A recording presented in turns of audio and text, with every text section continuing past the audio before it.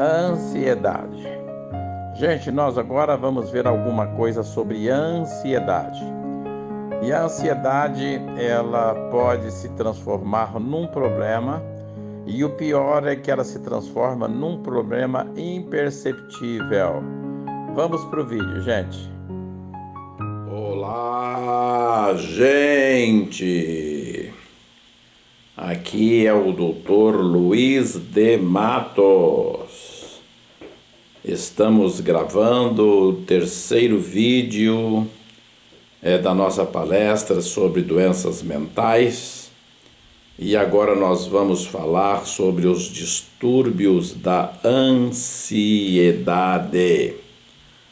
Ok, meus amados, o distúrbio da ansiedade é muito mais comum, é muito mais frequente do que nós podemos imaginar, e muitas das vezes as pessoas acham que é normal, que as coisas são da maneira que se apresentam, e na verdade há um distúrbio funcional da mente, há uma doença, e que seria muito bom se ela fosse tratada, ok?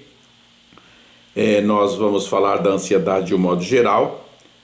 Não vamos falar sobre o distúrbio particular das crianças, o que trataremos num outro momento, ok?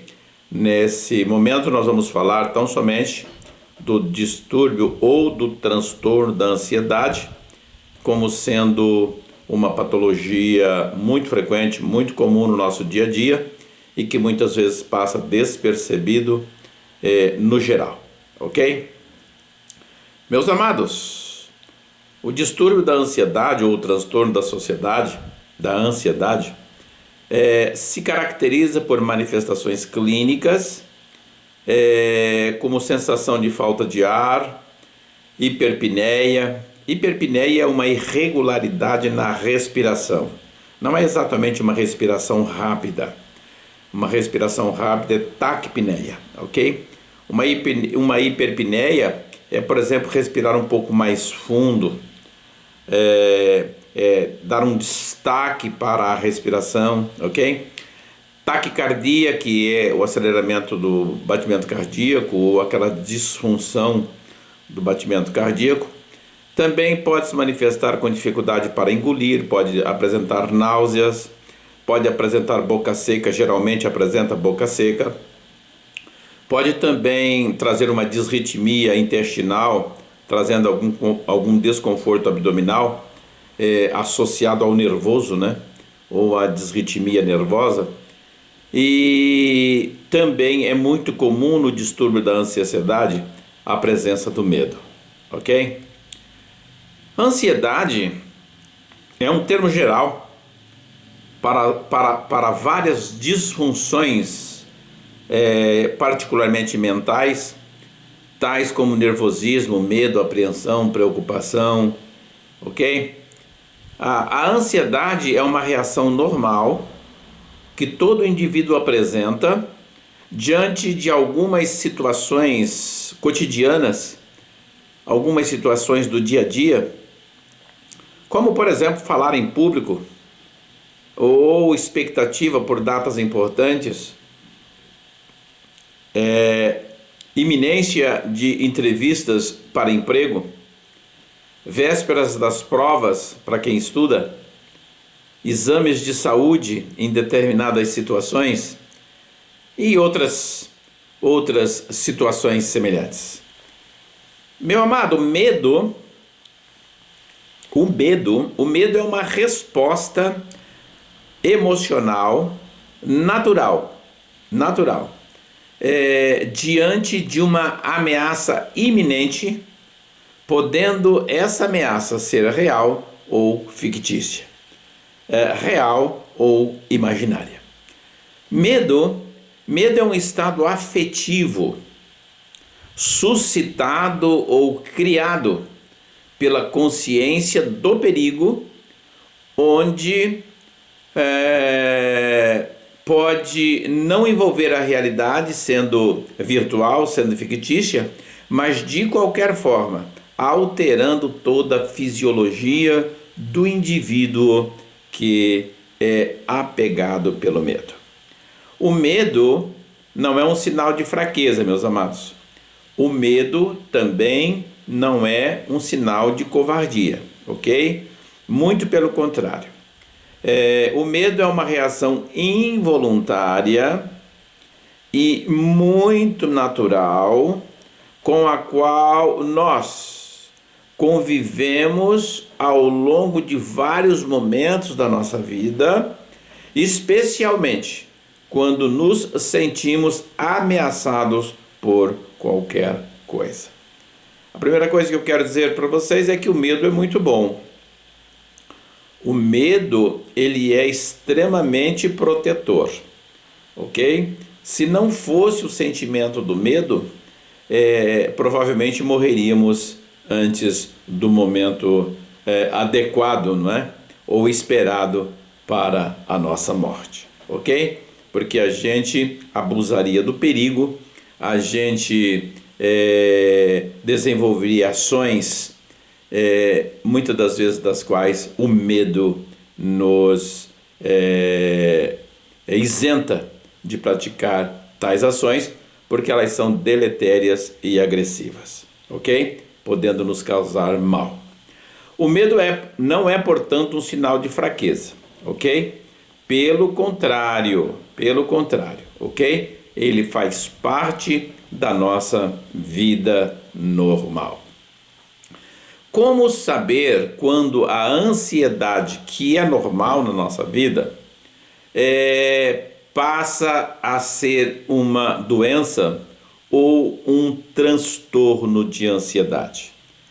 Bem, nós vamos ver que quando a ansiedade ultrapassa os limites da naturalidade, ela começa a alterar a nossa sensação natural de viver, ela começa a alterar a nossa maneira de viver, ela começa a trazer certos sintomas que são característicos da ansiedade, então ela passa a ser considerada uma doença, ok?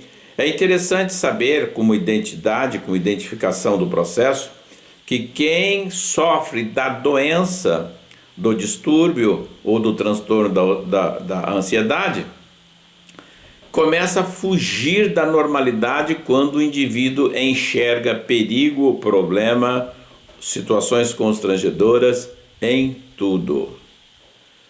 Os indivíduos com transtorno da ansiedade, em geral, superestimam as situações ameaçadoras, nas quais ou às quais eles passam a temer e a evitarem. Só que isso é feito em função de um medo excessivo, trazendo ou causado por uma ansiedade fora das proporções normais. Os participantes do transtorno da ansiedade costumam apresentar apetite descontrolado para mais ou para menos, e isso depende da individualidade de cada um. Comer indiscriminadamente, sem ter fome, sem horário adequado para comer, pode ser uma disfunção já de uma ansiedade como doença, ok? A presença do estresse também desencadeia sensações desagradáveis, como sensações de desespero, constrangedoras, alterando até mesmo o nosso bem-estar. Outro cuidado muito importante é que a atitude de comer fora do horário, comer desmedidamente, pode desencadear o que nós chamamos de compulsão alimentar. O transtorno da ansiedade, meus amados, costuma alterar o sono. É muito comum a ansiedade acarretar dificuldades para dormir ou apresentar episódios de insônia, especialmente em véspera de reuniões importantes ou de quaisquer eventos que nos aguarde no dia seguinte, no dia posterior. Também é muito frequente entre as pessoas que sofrem do distúrbio da ansiedade queixas de dores nas costas, queixas de dores nos ombros, às vezes queixas de dor no peito, às vezes uma canseira que não se justifica.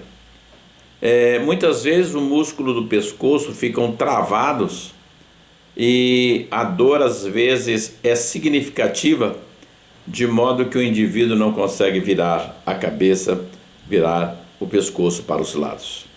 Pessoas portadoras do transtorno da ansiedade são pessoas que apresentam também, no geral, preocupações em excesso, especialmente pelo futuro e até por coisas que não despertariam preocupação alguma na naturalidade do nosso dia a dia.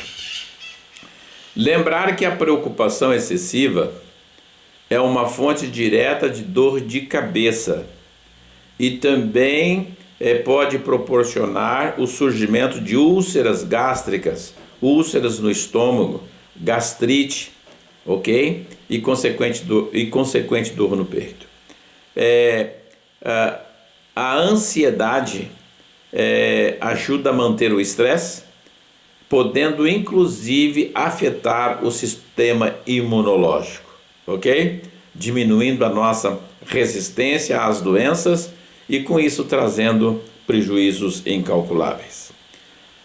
As pessoas portadoras do transtorno da ansiedade são acometidas constantemente daquilo que a gente chama medo, e muitas das vezes medo irracional.